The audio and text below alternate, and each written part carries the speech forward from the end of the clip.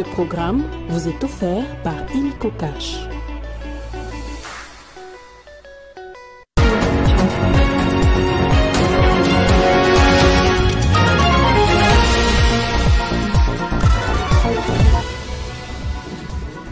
Possible dialogue direct entre Kinshasa et les rebelles du M23-FC sous la médiation angolaise. Le gouvernement congolais met en avant la résolution 2773 de l'ONU condamnant et exigeant l'armée rwandaise et les groupes armés de quitter le sol congolais.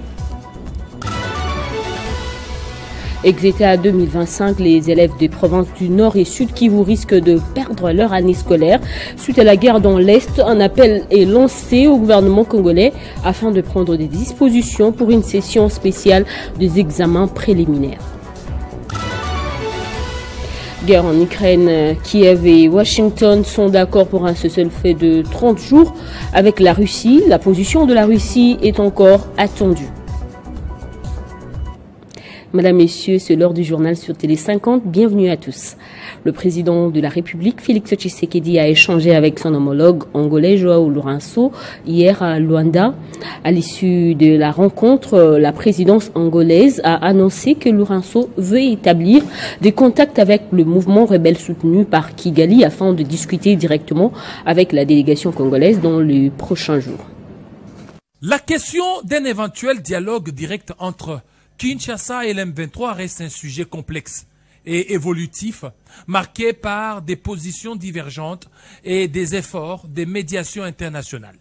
À ce jour, des développements récents suggèrent une possible ouverture vers des négociations directes, bien que des obstacles subsistent. D'un côté, le gouvernement de la République démocratique du Congo a historiquement rejeté l'idée d'un dialogue direct avec l'M23, qu'il qualifie des groupements terroristes et de proxy du Rwanda. Kinshasa a privilégié des processus comme celui de Nairobi qui vise à intégrer les groupes armés dans un cadre de désarmement et de réinsertion, tout en accusant Kigali de soutenir les rebelles. Cette position a été réaffirmée à maintes reprises, notamment en décembre 2024, lorsque la RDC a refusé de négocier directement avec les M23 dans le cadre du processus de Luanda, insistant sur le fait que le véritable interlocuteur est le Rwanda. De l'autre côté, les M23 qui exige un dialogue avec Kinshasa comme condition préalable à tout cessez-le-feu ou désarmement. Le mouvement revendique que ses griefs, notamment le respect des accords de 2012 et la réintégration de ses membres, ne peuvent être résolus sans discussion directe.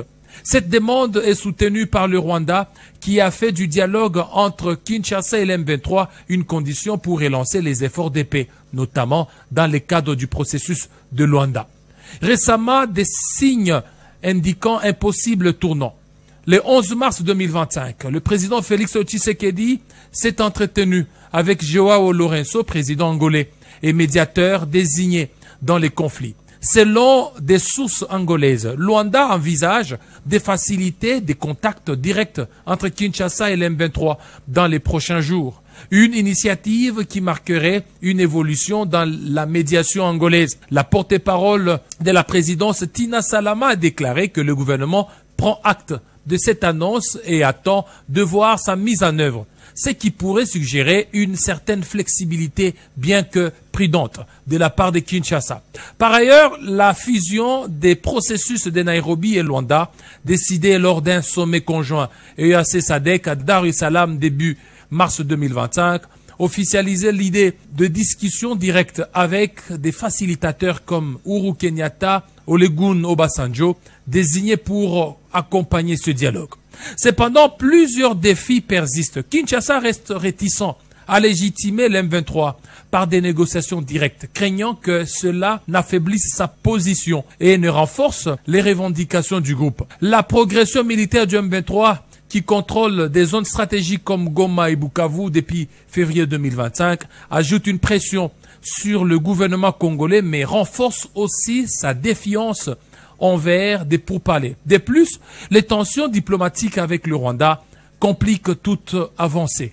La RDC exige le retrait des troupes rwandaises comme préalable. En résumé, bien qu'un dialogue direct entre Kinshasa et l'M23 semble se profiler sous la médiation angolaise, avec le soutien des processus régionaux. Sa concrétisation reste incertaine. Les prochains jours seront cruciaux pour déterminer si les parties peuvent surmonter leurs divergences et s'engager dans des négociations effectives ou si les statu quo conflictuels perdurera. Au Sud Kivu, une dizaine de rebelles du M23 ont été abattus au cours de bombardements des forces armées de la RDC à l'aérodrome des Minembwe dans le haut plateau des Fizi et Uvira. Selon le vice-gouverneur du Sud Kivu, Jean-Jacques Elakano, cette opération a permis de détruire tous les aéronefs qui transportaient les rebelles du M23 en provenance du Bukavu. Il a également souligné que ces petits appareils servaient au ravitaillement de groupes armés locaux, Twirwaneho et Red Tabara, en munitions et équipements militaires soutenant ainsi la rébellion du M23 et son allié, le Rwanda. La première ministre Judith Suminwa a échangé avec le bureau de l'Assemblée nationale en prélude de la rentrée parlementaire. Au cœur de cette rencontre interinstitutionnelle, 3 points essentiels ont été abordés, à savoir la situation sécuritaire que traverse le pays, la rentrée parlementaire qui pointe à l'horizon, ainsi que le rapport entre le gouvernement et le Parlement. Mais comme on l'avait dit dès le départ, après mon investiture, nous avions convenu avec le bureau que nous aurions des séances régulières de rencontres, d'échanges, pour pouvoir nous mettre d'accord sur la manière de pouvoir faire avancer les affaires de l'État. Nous sommes aujourd'hui dans un contexte de guerre, d'occupation à l'est du pays. Nous allons avoir la rentrée parlementaire à la fin de la semaine. Il était important qu'on puisse faire le point par rapport au contexte actuel, à la situation actuelle, et voir ensemble avec le bureau quels sont un certain nombre de pistes à entrevoir pour pouvoir mieux gérer les choses et qu'ensemble, au niveau de la rentrée parlementaire, nous soyons sur le même diapason. L'Assemblée nationale, évidemment, va continuer à jouer son rôle de contrôle parlementaire, mais les échanges qu'on peut avoir gouvernement, Assemblée nationale et particulièrement avec le bureau vont nous permettre de mieux encadrer les échanges futurs que l'on pourra avoir. Le pacte social pour la paix et le vivre ensemble en RDC continue d'être un sujet de controverse alors que ses initiateurs sillonnent la sous-région de l'Afrique pour obtenir le soutien de l'IDR. L'opinion nationale reste divisée entre espoir et désillusion. Pourtant, la crise frappe de plein fouet les populations de l'Est. Certains de ces ressortissants qui sont à Kinshasa espèrent que cette initiative de chefs religieux puisse ramener la paix dans leur ville. Nos reporters les ont rencontrés sur place. Envahies par les rebelles, les populations de l'Est de la République se sont déplacées en masse pour fuir la guerre. Beaucoup d'entre eux ont trouvé refuge à Kinshasa tout en espérant un retour de la paix dans leur région. Nous sommes allés à leur rencontre pour leur demander ce qu'ils pensent du pacte social et du vivre ensemble, de la SENCO et de l'ECC, alors que le gouvernement n'a pas encore mis en pratique sa riposte rigoureuse. Les habitants de la ville de Goma, première grande ville à être tombée entre les mains des rebelles, ont des avis plutôt partagés. Certains l'ont salué et y fondent certaines attentes. Moi, il est important de souligner que cette guerre doit nécessairement avoir une fin. Et la fin de cette guerre, comment elle sera, comment nous envisageons la fin de la guerre. On ne peut pas prétendre dire que la SENCO et les démarches de la SENCO restent salutaires, mais il faut quand même saluer que la SENCO a pris des initiatives que d'autres personnes, que d'autres organes ne prennent pas. Nous avons d'autres organes normalement qui devraient également prendre ce genre d'initiative avec tout ce que nous connaissons sur le pourparlers de Luanda, le pourparlers de Nairobi, mais qui n'ont pas jusque-là tenu. Mais nous pensons que la solution, comme Lumumba l'avait dit, que les problèmes des Congolais seront trouvés par les Congolais et pour les Congolais. Nous croyons aux démarches de la SENCO. D'autres estiment que les animateurs de la SENCO et CC ne devraient pas associer ceux qui ont tué la population congolaise durant l'agression. Comme vous le savez, nous le disons toujours, nous sommes nés et grandis dans la guerre, mais nous ne voulons plus mourir dans la guerre. Et on est d'accord avec toutes les initiatives visant à nous amener la paix. Mais nous ne sommes pas d'accord avec un seul point, avec nos prélats catholiques également les pasteurs, les révérends comme ils s'appellent, puisque nous constatons qu'il y a également l'immixtion des hommes dédiés dans les affaires internes ou bien des affaires politiques de la RDC. Il est évident que tout le monde peut proposer, mais ils sont en train d'aller plus loin que là où on ne devrait même pas aller. Lundi, la délégation de la SANCO-SCC a été reçue par le président en exercice de l'Union africaine, Joao Lourenço, qui a soutenu la démarche. La SANCO a déjà rencontré le président rwandais, kenyan, ougandais, ainsi que d'autres acteurs.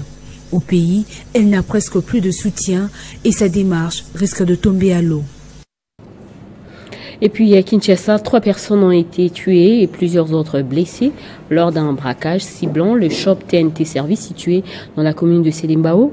D'après le bourgmestre de cette commune, le drame s'est déroulé hier, mardi à 9h25.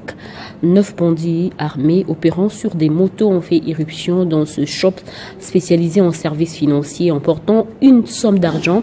On écoute à ce sujet Mathias Woumo, bourgmestre de la commune de Selimbao.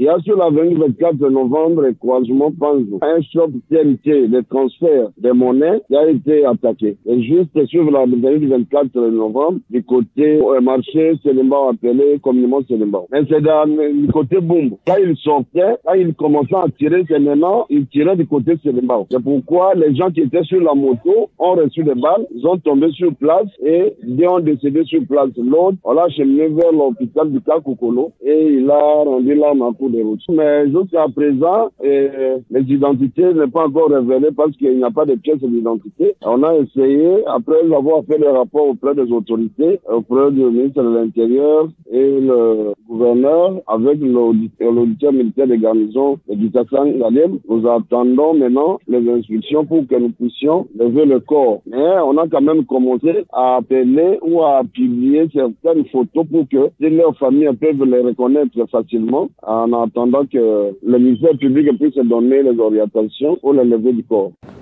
Table ronde sur la protection des civils pendant les conflits armés dans l'Est de la République démocratique du Congo, parrainée par la ministre des Affaires sociales, Nathalie Aziza Mounana. L'activité organisée par la Coalition nationale pour la Cour pénale internationale et la synergie des leaders de la société civile vise à réfléchir sur la prise en charge des victimes des conflits dans la partie orientale. La ministre a été à l'occasion honorée par un diplôme de mérite pour son engagement dans l'humanitaire. Marraine est invitée d'honneur à la table ronde sur la protection des civils pendant les conflits armés dans l'Est de la République démocratique du Congo.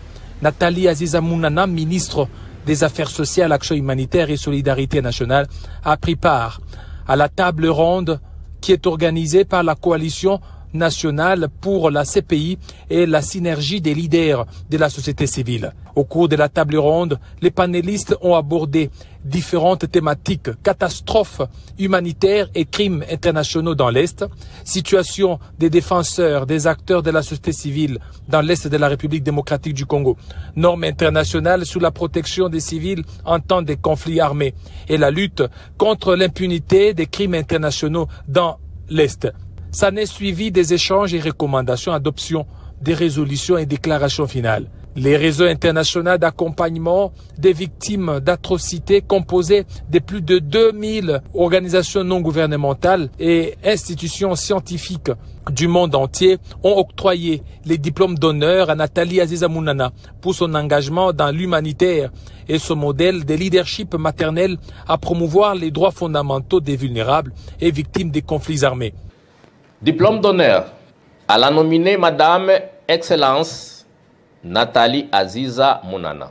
Le réseau international d'accompagnement des victimes d'atrocités, en sigle RIAVAT, vous octroie ce diplôme d'honneur en guise de porter plus haut votre conviction, détermination, engagement, action personnelle et modèle du leadership maternel à promouvoir les droits fondamentaux des populations pauvres, vulnérables et victimes de conflits armés, en particulier dans les provinces du Kivu et du Grand Katanga en République démocratique du Congo. Très émue, Nathalie Aziza Mounana n'a pas manqué des mots.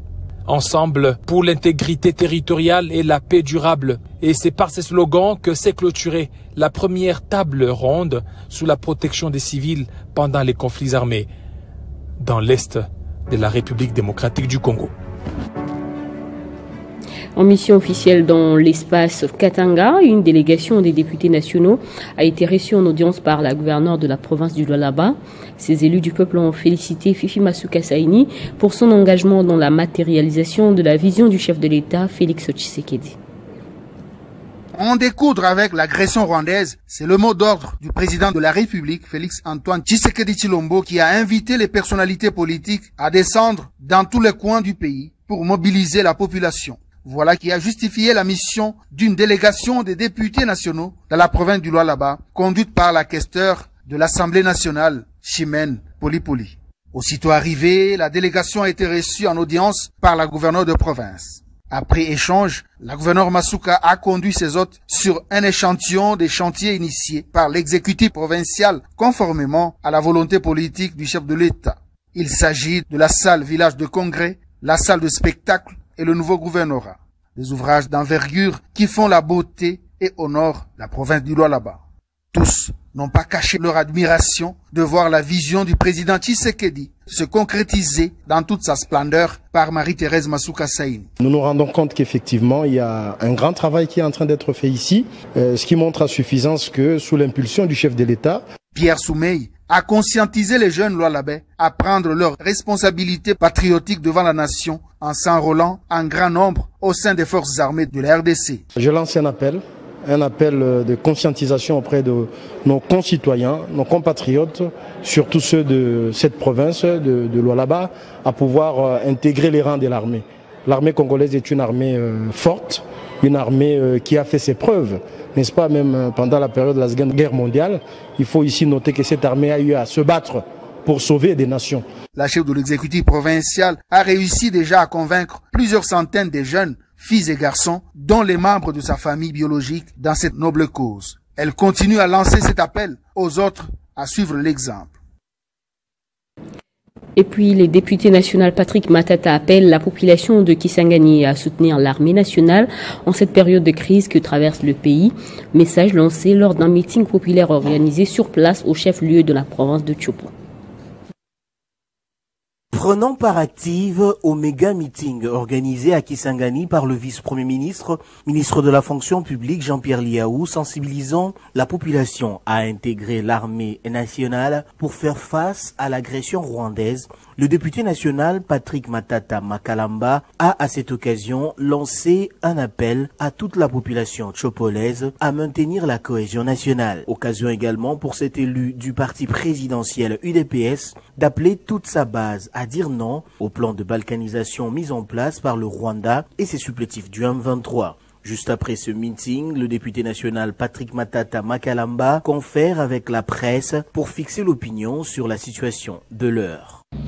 Il était important que les institutions nationales se mobilisent, puisque nous avions déjà beaucoup de rapports qui indiquaient que le Rwanda était en train d'agresser la République démocratique du Congo. Mais à travers un message fallacieux autour d'un groupe armé rwandais qui a été défait, rendu en néant, ils ont continué à tenir un discours disant que la RDC était en train d'attaquer le Rwanda à travers ce groupe. Mais tous les rapports démontrent maintenant que non, c'est plutôt les pillages. Abordant la question économique, l'élu de Kisangani met en avant le progrès réalisé dans la réhabilitation de la voirie urbaine de Kisangani, mais aussi la route nationale. Numéro 4. La question des sanctions de la communauté internationale contre le Rwanda n'est pas en reste. Pendant longtemps, on ne sait par quel mécanisme les gens avaient peur de dire que le Rwanda, tu violes l'intégrité territoriale de ton voisin. Aujourd'hui, tout le monde sait, tout le monde dénonce cette violation de l'intégrité territoriale de la République démocratique du Congo. L'élu du peuple a également félicité le chef de l'État, Félix Antoine Tshisekedi Tshilombo, pour sa diplomatie agissante qui porte déjà ses fruits et reste optimiste sur l'impact des sanctions de la communauté internationale et sur la situation sécuritaire dans l'Est de la RDC. L'inspection générale du ministère de l'Éducation nationale et Nouvelle Citoyenneté a annoncé que l'épreuve préliminaire de l'examen d'État 2025 se tiendrait mardi 7 mars dans tout le pays, conformément au calendrier réaménagé. Toutefois, les provinces éducationnelles du Nord et du Sud qui vous seraient exclues de cette session avec la promesse d'organiser une session spéciale dès que les conditions sécuritaires le permettraient. Dans une lettre adressée à la ministre d'Éducation, les députés nationaux du Nord Kivu, Ayubangira Safari, a exhorté le gouvernement à prendre des mesures pour permettre aux élèves de ces zones en guerre de passer leurs examens. Il a proposé de recourir à des partenaires tels que la MONUSCO et l'UNICEF pour éviter de compromettre le programme scolaire et les droits des élèves à l'éducation. En ligne avec nous, les députés Ayubangira Safari, bonjour. Le gouvernement a suspendu temporairement les examens préliminaires dans certaines zones de conflit, principalement au Nord Kivu. Que devraient faire les autorités pour rattraper ces élèves selon vous? Bonjour. Malgré la guerre qu'il y a au Nord Kivu, au Sud Kivu, c'est depuis 3 ans qu'il y a une guerre au Nord Kivu, mais les élèves, les enseignants, les parents se sont donnés en fait que les élèves puissent étudier. Et ce n'est pas maintenant à la veille des examens qu'on viendrait interrompre le processus. Ils sont prêts pour les examens et le gouvernement doit savoir que remettre en cause la passation des examens, c'est compromettre l'avenir de ces enfants qui se sont y sacrifiés. Et autre chose aussi, ce n'est pas la première fois qu'il y a la guerre au Nord Kivu. Même lors de la période du RCD, lorsque le pays était partitionné, il y avait examen d'État. Même à l'époque du CNDP, il y avait examen d'État. Tout ça en ouvrant des couloirs humanitaires, en partenariat avec l'UNICEF, la MONUC à l'époque, qui est actuellement la MONUSCO. Il y a donc la possibilité de sauver l'année scolaire. Car n'est pas donner la chance, l'opportunité à ces élèves qui ont passé l'examen d'État, qui ont plutôt étudié dans des conditions difficiles de guerre, c'est compromettre leur avenir, mais c'est aussi, en quelque sorte aussi, donner le flanc à ceux-là qui veulent faire avancer des projets de balkanisation, en montrant que la partie Est est déconnectée du reste de la République. Et que proposez-vous exactement au gouvernement congolais? Le gouvernement a le devoir d'assurer la défense des droits à l'éducation pour chaque Congolais, peu importe sa résidence, mais aussi de réaffirmer l'unicité du pays. Et cela est possible parce que de par le passé, cela avait été possible. Et nous, en tant que députés, nous ne pouvons que continuer à faire le suivi. Et nous avons fait une lettre, une correspondance à la ministre, la première ministre et toutes les structures en charge de l'éducation. Mais également, nous avons fait aussi une question écrite. Et nous espérons que nous aurons une réponse le plus vite, afin que les élèves qui sont des provinces concernées, que ce soit Nord Kivu 1 ou le Sud Kivu 1 et 3, puissent passer toutes les épreuves certificatives. Il n'y a pas seulement que l'examen d'État, mais aussi les TENAFEB et les TENASOB. Merci d'avoir répondu à nos questions. Ayubangira Safari, je rappelle que vous êtes élu du Nord Kivu. Dans l'actualité internationale, l'Ukraine a accepté une proposition des États-Unis pour un cessez-le-feu de 30 jours avec la Russie, se disant prête pour la paix après plus de 3 ans de guerre et appelant Moscou à se prononcer. Lors de ces échanges en Arabie Saoudite, en l'absence de la Russie, Washington a également annoncé en retour la levée immédiate de la suspension de l'aide militaire à Kiev. Cette rencontre s'est tenue quelques heures après la plus importante attaque de drones menée par Kiev en territoire russe depuis l'invasion de l'Ukraine par la Russie en février 2022 et alors que l'armée ukrainienne est en difficulté sur le front. À l'issue d'une rencontre américano-ukrainienne en Arabie Saoudite, Kiev a accepté ce mardi une proposition de Washington pour un cessez-le-feu de 30 jours avec la Russie. Les États-Unis ont annoncé en retour la levée immédiate des suspensions de son aide militaire à l'Ukraine. Il s'agit peut-être d'une avancée majeure dans la résolution du conflit entre Kiev et Moscou. L'Ukraine, de son côté, a appelé Moscou à se prononcer à l'issue de cette rencontre qui s'est déroulée en Arabie Saoudite.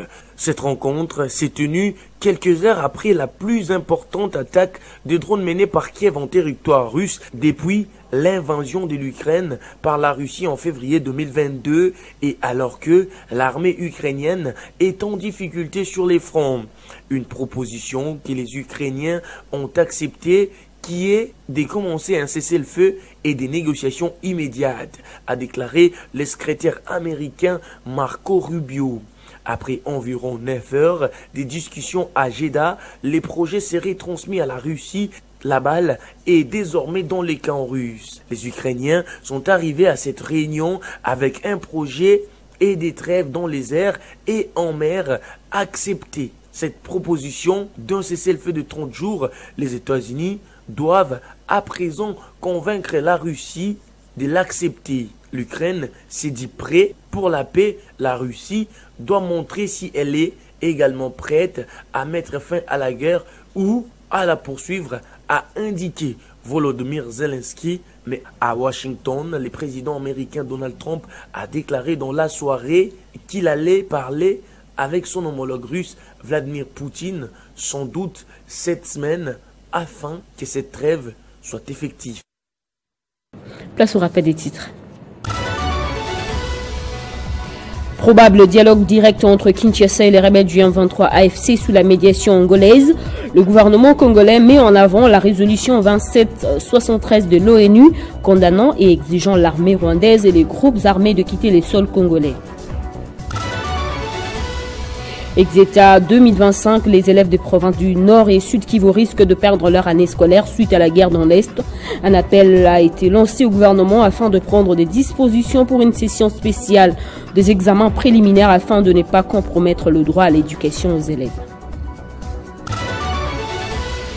Guerre en Ukraine, Kiev et Washington sont d'accord pour un cessez-le-feu de 30 jours avec la Russie. La position de la Russie est encore attendue. Ne nous quittez pas, la revue de presse, c'est dans un instant.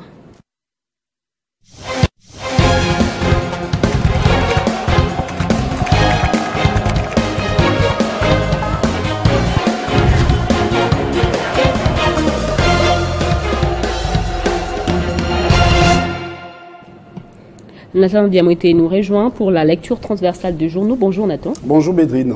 On ouvre avec ce sujet. Les médias s'interrogent. Guerre dans l'Est vers un dialogue entre Kinshasa et les M23.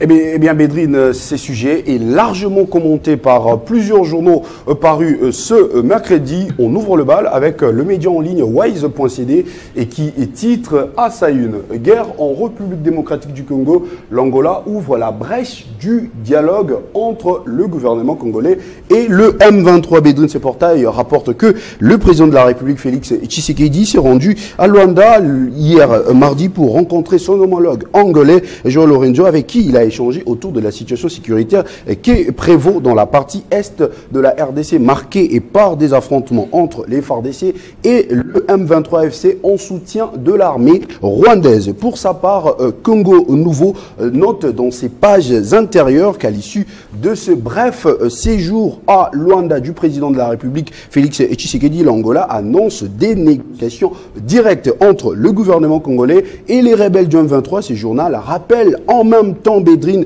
qu'après avoir longtemps rejeté des discussions directes avec ces rebelles qu'il a qualifiés de patins du Rwanda, Félix Tshisekedi a finalement accepté le dialogue direct avec ce mouvement armé. De son côté, Econews, dans ses colonnes intérieures, parle plutôt d'un virage stratégique des Kinshasa. Félix Tshisekedi a enfin accepté des négociations directes avec le M23. De son côté, Africa News pointe à sa une Luanda annonce un dialogue direct avec le M23. Bédrine, ce journal qui cite la présidence angolaise et rapporte que l'Angola établira des contacts avec le M23 afin que des délégations de la République démocratique du Congo et du M23 mènent des négociations directes qui auront lieu à Luanda dans le prochain jour en vue de négocier une paix définitive. Eh bien, toujours à ces sujets, Bédrine, Wise.cd revient encore à dire, cette fois avec le briefing du porte-parole du gouvernement congolais que répondant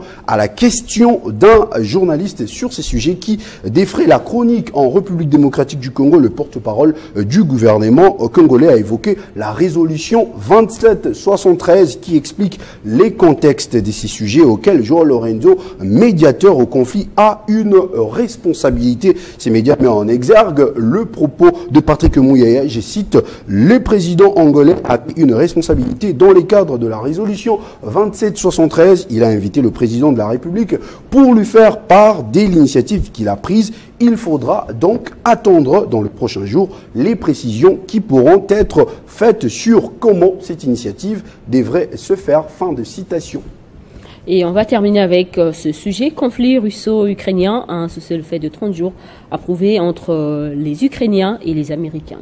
Exactement, Bédri, il faudra dire que c'est un ouf de soulagement pour Zelensky. Nous retrouvons cette information abordée par RFI qui note dans les colonnes intérieures que les discussions entre les représentants d'Ukraine et des États-Unis réunis à Djeddah en Arabie Saoudite hier mardi ont abouti à plusieurs accords et rappelle que c'est après quelques jours du violent affrontement entre Donald Trump et Volodymyr Zelensky à la Maison-Blanche. Le média français précise également que les deux parties prévoient aussi de conclure dès que possible un accord sur les minerais ukrainiens. De son côté, le monde pointe sur sa une guerre en Ukraine. Après l'offre américaine, le pouvoir russe s'y limite à rappeler ses exigences. Eh bien, voilà, Bédrine, à Moscou, après la proposition américaine d'un cessez-le-feu de 30 jours entre la Russie et l'Ukraine, l'heure reste pour le moment au mutisme. Ni accord, ni refus, précise son tabloïd, sans des amples informations, bien évidemment, Bédrine, selon la porte-parole du ministère des Affaires étrangères russe, cité dans les pages intérieures de ces médias, dit, je cite, « Nous n'excluons pas des contacts avec les représentants des États-Unis dans le prochain jour ». Fin de citation. Bédrine, ce portail revient à préciser que c'est le premier contact entre les deux responsables depuis le retour à la Maison-Blanche de Donald Trump le 20 janvier dernier et un rare échange entre les services de renseignement russes et américains depuis les débuts de l'offensive russe en Ukraine en février 2022. Voilà qui met fin à notre revue de presse de ce mercredi, Bédrine. Merci Nathan pour cette sélection. C'est moi qui vous remercie. Merci à vous tous également d'avoir suivi ce journal.